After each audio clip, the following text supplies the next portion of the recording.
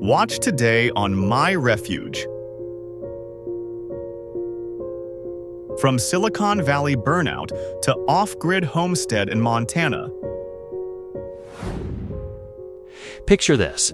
Every morning at 5:45 a.m., in a luxury high-rise apartment overlooking San Francisco Bay.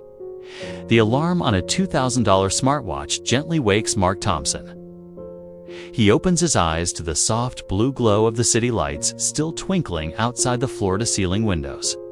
Before his feet even touch the heated marble floor, he grabs his laptop from the nightstand. By 6:15 a.m., he's already in back-to-back Zoom calls, the blue light of the screen reflecting in his tired blue eyes. This was the life he and his wife Lisa had worked so hard to build six-figure salaries. A sleek apartment with a view, health insurance, stock options. On paper, they had made it. But inside, something was dying. Mark, 37, was a senior software engineer at a major tech company. His days were a blur of code reviews, stand-up meetings, performance metrics, and the constant pressure to ship features faster. The apartment was beautiful, white walls, modern furniture, a kitchen with quartz counters that they never had time to cook in. The smell of fresh espresso from the $800 machine was the only comfort in the morning. But the exhaustion was bone deep. His shoulders were permanently tense. His eyes burned from hours, staring at screens, and the headaches never fully went away.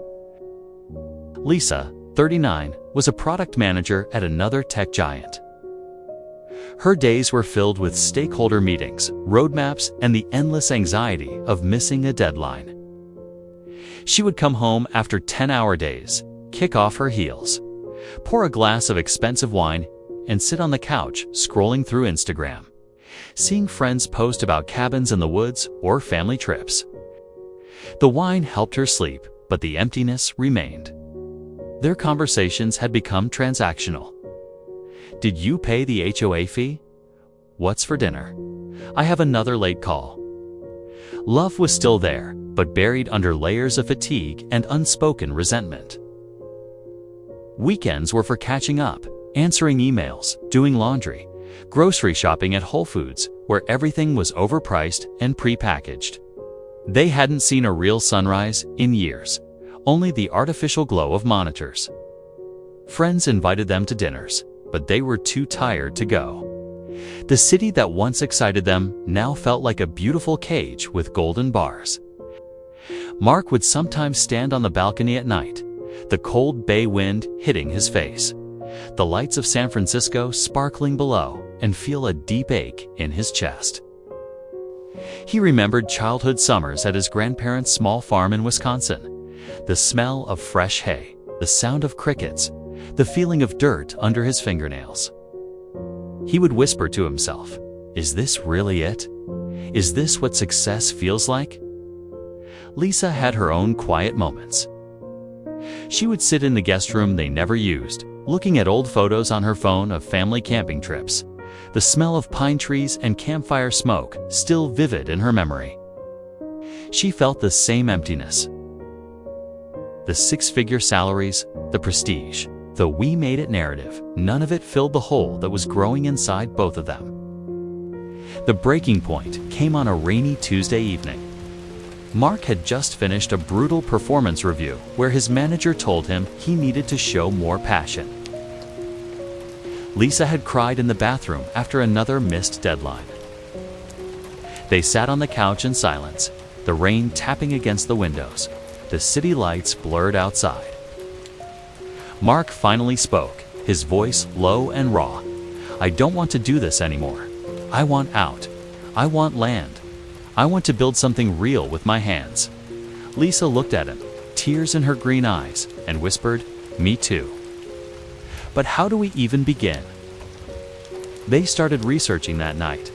Laptops open side by side, the glow of the screens the only light in the dark apartment.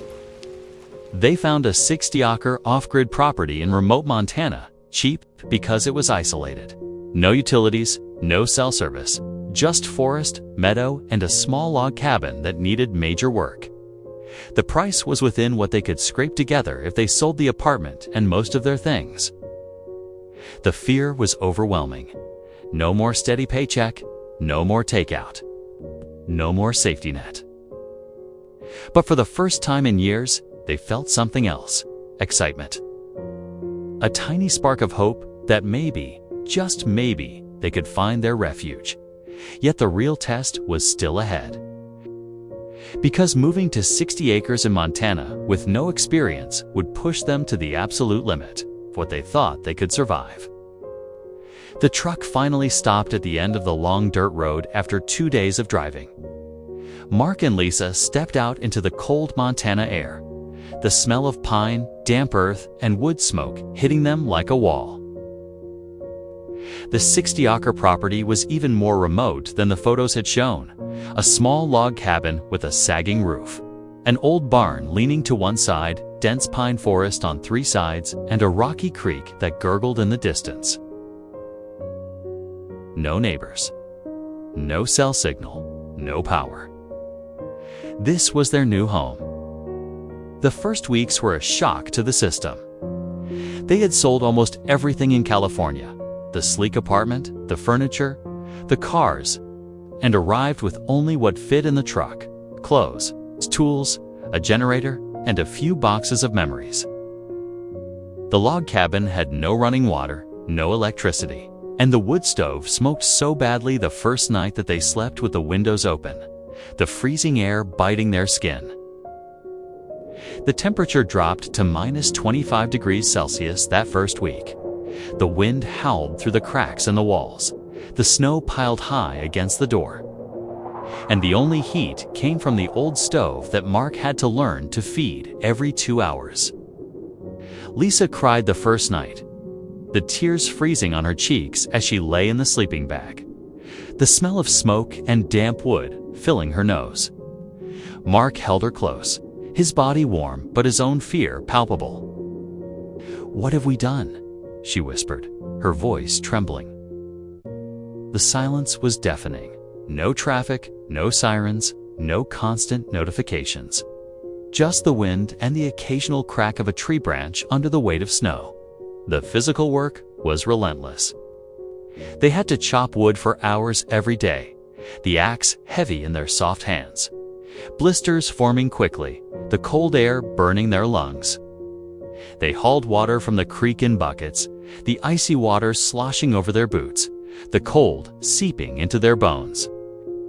The generator broke after 3 days, leaving them in complete darkness at night. The only light from the fire and their headlamps. Mark's back ached constantly from carrying logs and fixing the roof, the pain a constant reminder of how soft their city bodies had become. Lisa's hands cracked from the cold and the constant cleaning, the skin splitting and bleeding as she tried to make the cabin habitable. The loneliness was the hardest part. No friends, no family, no takeout, no Netflix.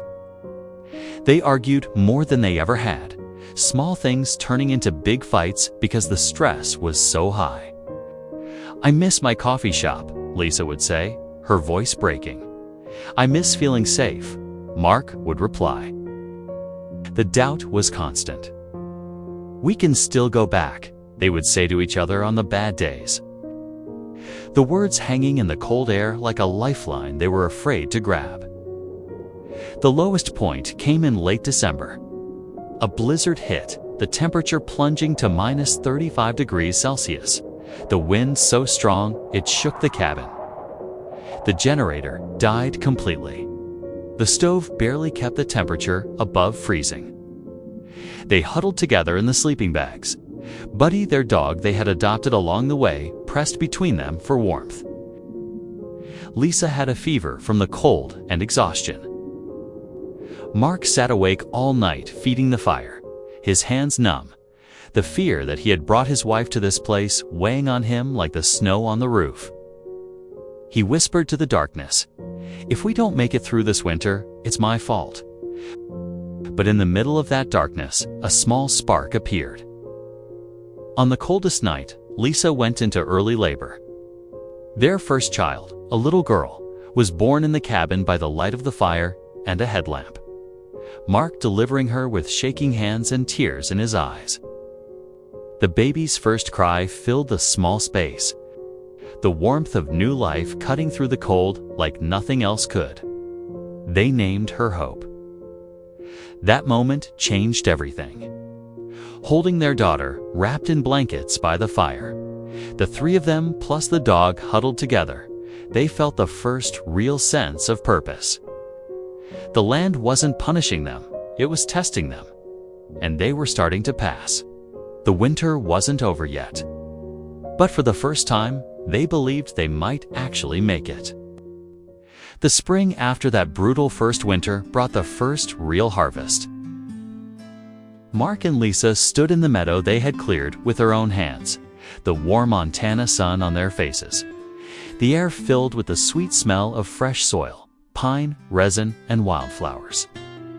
The garden they had planted in the rocky ground, tomatoes, potatoes, carrots, zucchini, was bursting with life. The baby Hope, born in the cabin by the fire during the blizzard, was now 6 months old, gurgling happily in the sling against Lisa's chest. The dog ran through the tall grass, the sound of the rocky creek in the background. For the first time, they felt they were not just surviving, they were thriving. The cabin was no longer a shelter from the cold, it was a home. They had added solar panels on the roof, the soft hum of the inverter, now a comforting sound. The old barn was repaired, the garden expanded, the meadow yielded enough hay for the winter. Mark's hands, once soft from typing code, were now calloused and strong from chopping wood, building fences, and working the soil. The blisters had turned into tough skin. The back pain had become a badge of honor.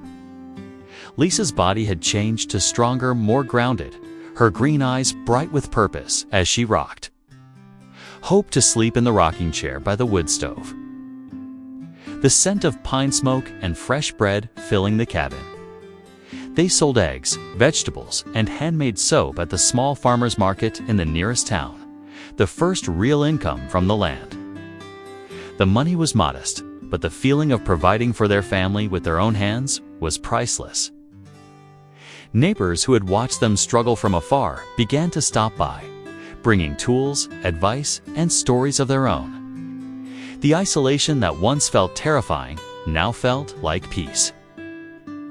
Evenings were spent around the fire pit, the crackle of wood, the smell of mesquite smoke rising into the starry sky. Mark and Lisa talking about their dreams for the future, while Hope slept in the sling. The arguments of the first winter had turned into deep conversations about what really mattered. The six-figure salaries, the luxury apartment, the constant notifications, all of it felt like a distant dream. The land had given them something money could never buy: purpose, connection, and the quiet knowledge that they were exactly where they were meant to be. Today, 3 years later, the six-stacker homestead is thriving. The cabin has a new roof, a small greenhouse, a chicken coop, and a garden that feeds them year-round. Hope is running through the meadow, her laughter echoing across the land. Mark and Lisa wake up with the sun, work with their hands, and go to bed tired but fulfilled. They have found their refuge not in luxury, but in simplicity, in the dirt under their nails, in the stars above, and in each other. Mark and Lisa's story reminds us that burnout is not the end. It is the soul screaming for a different path. When the city lights start to feel like prison bars and the heart whispers there's more, listen. The leap is terrifying. The unknown is vast, but on the other side can be a life that feels real. If this story touched something deep inside your own heart, I'd be truly grateful if you gently tapped the like button. It helps these real stories of American resilience reach more people who might be feeling the same pull. And when the moment feels right for you, subscribing and turning on notifications means you'll be here with us at My Refuge for every new tale of transformation and second chances on the land.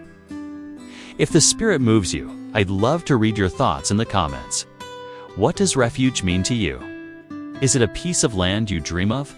A garden that brings you peace? A slower life you long for? Or simply the feeling of coming home to yourself? We read every single comment, and they matter more than you know. Sharing this video with one person who might need a little hope today, that would be the kindest thing you could do. Thank you, from the bottom of our hearts, for spending this time with Mark, Lisa, Hope, and with us here at My Refuge. Until next time, may you find your own refuge, wherever it may be quietly waiting for you on the land.